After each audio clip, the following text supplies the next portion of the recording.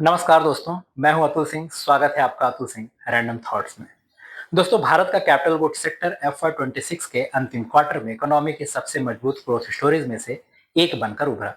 Infrastructure spending, manufacturing expansion, defence indigenisation, power transmission projects, railways, renewable energy और private sector capex के बल पर sector ने एक और मजबूत क्वार्टर डिलीवर किया। मिडिल ईस्ट कॉन्फ्लिक्ट और ग्लोबल सप्लाई चेन डिसरप्शंस के बावजूद डोमेस्टिक ऑर्डर इनफ्लोज और प्रोजेक्ट एग्जीक्यूशंस ने कंपनीज को स्ट्रांग रेवेन्यू और प्रॉफिट ग्रोथ हासिल करने में हेल्प किया।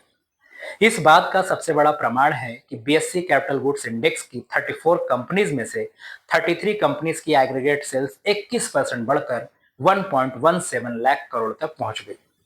सेक्टर की प्रॉफिटेबिलिटी भी बहुत ही अच्छी रही। एग्रीगेट ऑपरेटिंग मार्जिन 19.2% के आसपास बनी रही, जबकि ऑपरेटिंग प्रॉफिट 22% बढ़कर 22,519 करोड़ तक पहुंच गया। प्रॉफिट बिफोर टैक्स 24% बढ़कर 22,399 करोड़ और पैट 23% बढ़कर 17,395 करोड़ रहा। इससे स्पष्ट है कि स्ट्रांग एग्जीक्यूशन और हायर रियलाइजेशंस ने राइजिंग कॉस्ट को काफी हद तक एब्जॉर्ब कर लिया है। इंफ्रास्ट्रक्चर और मैन्युफैक्चरिंग इन्वेस्टमेंट साइकिल की मजबूती ने सेक्टर को लगातार सपोर्ट दिया है। भारत हेवी इलेक्ट्रिकल्स भेल इस सेक्टर के स्टार परफॉर्मेंस में से रहा। कंपनी की सेल्स 37% बढ़कर 12,310 करोड़ तक पहुंच गई। ऑपरेटिंग मार्जिन में 500 बेसिस पॉइंट्स का एक्सपेंशन देखने को मिला, जिससे ऑपरेटिंग प्रॉफिट 111% की जबरदस्त ग्रोथ के साथ 1753 करोड़ पर पहुंच गई। नेट प्रॉफिट भी 156% बढ़कर 1290 करोड़ रहा। थर्मल पावर, ट्रांसमिशन और इंडस्ट्रियल इक्विपमेंट ऑर्डर्स के रिवाइवल ने भेल की ग्रोथ को सपोर्ट किया। भारत इलेक्ट्रॉनिक्स ने भी डिफेंस मैन्युफैक्चरिंग बूम का पूरा फायदा उठाया। कंपनी की सेल्स 12% बढ़कर 10,224 करोड़ तक पहुंच गई और नेट प्रॉफिट 5% बढ़कर 2,225 करोड़ रही। Defence electronics, radar systems, communication equipment और स्ट्रेटेजिक प्रोजेक्ट के बढ़ते ऑर्डर्स ने कंपनी के लॉन्ग टर्म आउटलुक को और भी मजबूत किया है। भारत के डिफेंस इंडिजिनाइजेशन मिशन के सबसे बड़े बेनिफिशियरीज में BEL को माना जा रहा है। हिंदुस्तान एरोनॉटिक्स लिमिटेड HAL इस इसने भी अपनी लीडरशिप को बनाए रखा है। रेवेन्यू लगभग 13,942 करोड़ रहा और पैट 4,196 करोड़ तक पहुंच गया।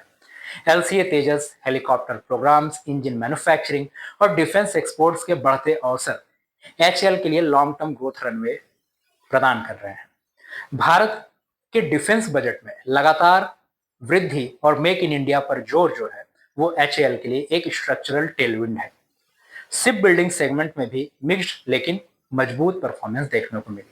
मझगांव डॉक शिप बिल्डर्स का कंसोलिडेटेड नेट प्रॉफिट 109% बढ़कर 669 करोड़ तक पहुंच गया, जबकि सेल्स 21% बढ़कर 3,850 करोड़ रही। दूसरी तरफ कोचिन शिपयार्ड का पैट 4% घटकर 276 करोड़ रहा और रेवेन्यू में भी कुछ सॉफ्टनेस देखने को मिली।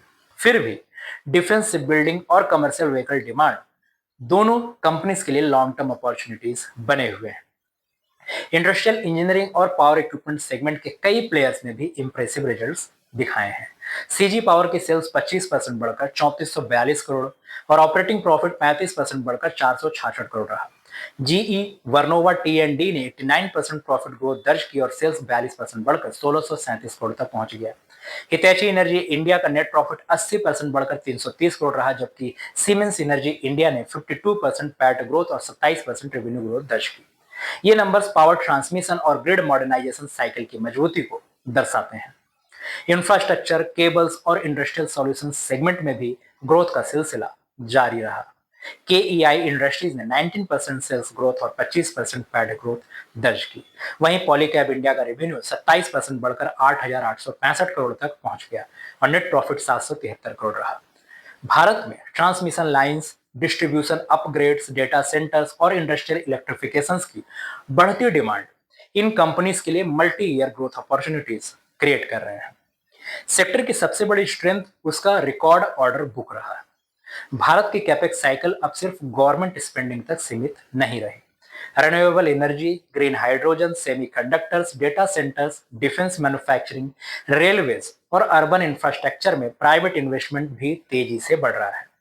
इसी वजह से मेजर कंपनीज के ऑर्डर बुक्स हिस्टोरिकल हाईज पर पहुंच चुके हैं। लार्सन एंड टर्बो ने मार्च 2026 के अंत तक करीब 7.4 लाख करोड़ का रिकॉर्ड ऑर्डर बैकलॉग रिपोर्ट किया। जो पिछले वर्ष के मुकाबले 28% ज्यादा है। कंपनी ने FY27 के लिए भी double digit order inflow growth का गाइडेंस दिया है। मिडिल ईस्ट कॉन्फ्लिक्ट और फ्रेट कॉस्ट इन्फ्लेशन कुछ शॉर्ट टर्म चैलेंजेस जरूर पैदा कर सकते हैं।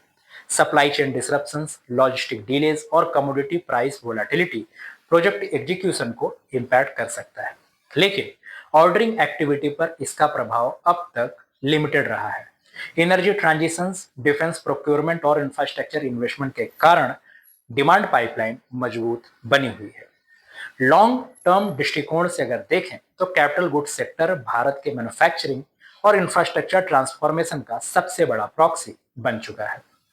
गवर्नमेंट के national infrastructure pipeline, make in India, PLI schemes, defence indigenisation और पावर सेक्टर मॉडर्नाइजेशन प्रोग्राम इस सेक्टर के लिए कई वर्षों तक ग्रोथ ड्राइवर्स बने रहेंगे।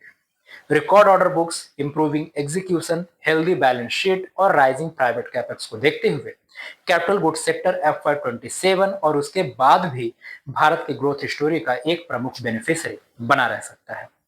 ये सेक्टर केवल इकोनॉमिक ग्रोथ का इंडिकेटर नहीं बल्कि विकसित भारत की इंडस्ट्रियल बैकबोन के रूप में उभर रहा है। धन्यवाद।